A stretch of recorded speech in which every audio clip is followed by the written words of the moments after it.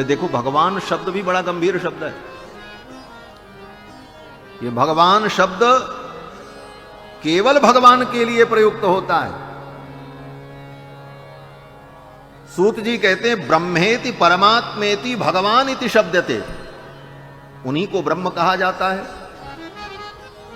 उन्हीं को अद्वय कहा जाता है। बदंति तत्तत्वविदस् यद ज्ञानमद्वयम् ब्रह्मेति परमात्मेति भगवान इति शब्दते। उन्हीं परम तत्व को वेदांती लोग अद्वय ज्ञान कहते हैं। अद्वय ज्ञान माने अद्वैत ज्ञान। अद्वैत ज्ञान में केवल भगवान के ज्ञान का चिंतन होता है, ज्ञान रूप भगवान का चिंतन। लेकिन उस ज्ञान को धारण करने वाला जो है, ज्ञान कहीं आकाश में थोड़ी रहता है। ज्ञान को धारण करने वाला होना चाहिए जो ज्ञानी होगा। ज्ञान भगवान का विशेषण है और भगवान उस ज्ञान को धारण करने वाले हैं। तो जब भगवान के इन दोनों स्वरूपों का चिंतन होता है तो फिर वही ब्रह्म है, ब्रह्मेति। और इसके साथ साथ जब वो अपनी दिव्य शक्ति के द्वारा, ज्ञान शक्ति के द्वारा विविध सृष्टि का विस्तार करते हैं तो वही परमात्मा कहलाते हैं, ब्रह्मेति परमात्मेति। और जब उनके अंदर 60 गुण्य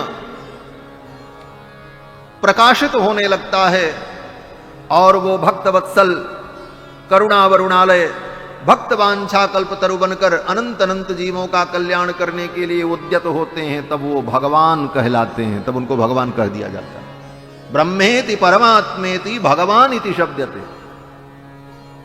भगवान किसे कहते?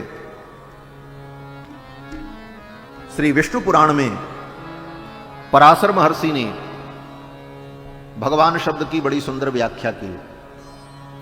भगवान का अर्थ पहले तो ऐसे समझो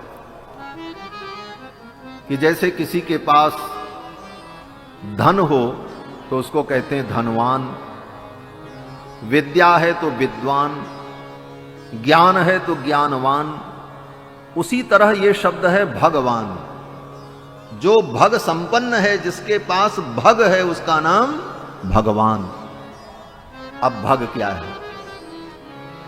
तो कहते हैं 6 चीजों को भग कहा जाता है। ज्ञान, शक्ति, बल, ऐश्वर्य, वीर्य और तेज। इन 6 की भग संज्ञा है। ज्ञान, शक्ति, बल, ऐश्वर्य, वीर्य, तेजाम स्वशेषतः भगवत शब्दवाच्यानि विना हेयर गुणादिभि। ज्ञान, शक्ति, बल, ऐश्वर्य, वीर्य, तेज, ये 6 गुण जिसके अंदर अशेष रूप से, संपूर्ण रूप से विद्यमान हो, उसको भगवान कहते हैं। वो भगवान है, सब भगवान नहीं। ये 6 गुण तो हमारे आपके अंदर भी हैं, लेकिन अशेष रूप से नहीं है। ज्ञान तो हमारे आपके अंदर भी है, लेकिन सब ज्ञान नहीं है। बहुत किसी को कुछ मालूम है तो किसी को कुछ मालूम है, सबको सब कुछ नहीं मालूम। ज्ञान है लेकिन संपूर्ण ज्ञान नहीं। शक्ति, शक्ति हमारे आपके अंदर भी है। ज्यादा नहीं तो कम से कम 50 किलो का वजन तो उठा ही सकते हैं, इतनी शक्ति तो सबके अंदर है। लेकिन पूरा ब्रह्मांड उठा लो, ये शक्ति नहीं। अनंत शक्ति तो केवल भगवान में। और बल, बल हमारे आपके अंदर भी है। कुछ नहीं कर सकते तो किसी को एक मुक्का तो मार ही सकते हैं, इतना बल तो है। लेकिन जिसके अंदर संपूर्ण बल विद्यमान है, ज्ञान, शक्ति, बल और ऐश्वर्य, ऐश्वर्य माने प्रॉपर्टी, संपत्ति, सोना चांदी, रुपया पैसा, जमीन जायदाद है, सबके पास है, लेकिन सब नहीं है। ये संपूर्ण अनंत अनंत ब्रह्मांड की संपत्ति का जो स्वामी है, ऐश्वर्य जिसका है, वो भगवान। ज्ञान, शक्ति, बल, ऐश्वर्य और वीर्य, वीर्य माने पराक्रम। हमारे आपके अंदर बहुत पराक्रम है, किसी से डरते नहीं। लेकिन अगर 50 आदमी एक साथ आ जाएं आपसे लड़ने के लिए और चारों तरफ से घेर लें, तो फिर आपको पराजय माननी ही पड़ेगी।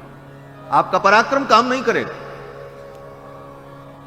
लेकिन भगवान बोले भगवान में अशेष पराक्रम, अशेष वीर्य विद्यमान है।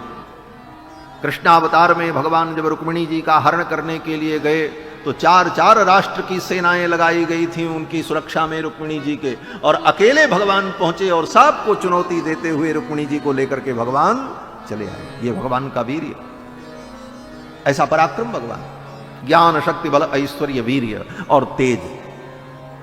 तेज माने अग्नि तत्व, ये बिजली अग्नि ये तेज तत्व है, और तेज हमारे आपके अंदर भी है। अग्नि तत्व हमारे आपके अंदर भी है, लेकिन सीमित मात्रा में। अग्नि तत्व है तभी हम आप जिंदा हैं, और वो अग्नि तत्व थोड़ा सा बढ़ जाए,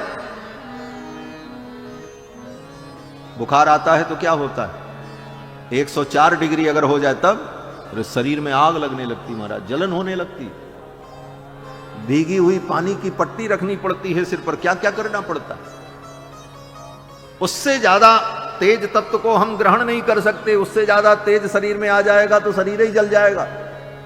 लेकिन संपूर्ण तेज जिसके अंदर विद्यमान है अशेष रूप से, वो भगवान। तो ज्ञान शक्ति बल ऐश्वर्य वीर्य तेज, ये 6 गुण जिनको भग कहा जाता है, ये जिसके अंदर पूर्ण रूप से विद्यमान है, अशेष रूप से विद्यमान है, उनको कहते हैं भगवान। अब दूसरा प्रश्न ये कि इन सबको जो भगवान कहा जाता है, सूर्य भगवान, चंद्रमा भगवान, अमुक भगवान, अमुक भगवान, और तो और कोई श्रेष्ठ व्यक्ति आ जाता है तो उसको हम लोग कहते हैं आइए भगवान, आपका स्वागत है, आइए भगवान, उनको भी भगवान कह देते। बोले ये केवल औपचारिकता है, यथार्थ में वो भगवान शब्द का प्रयोग उन लोगों के लिए नहीं है। विष्णु पुराण में भी पराशर महर्षि कहते हैं कि तत्र तु पूज्य पदार्थोक्ति ही परिभाषा समन्वितः।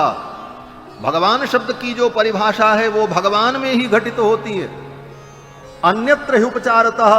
भगवान के अतिरिक्त अन्यत्र किसी को अगर भगवान कहा जाता है तो वह औपचारिक प्रयोग होता है, वास्तविक प्रयोग नहीं होता है।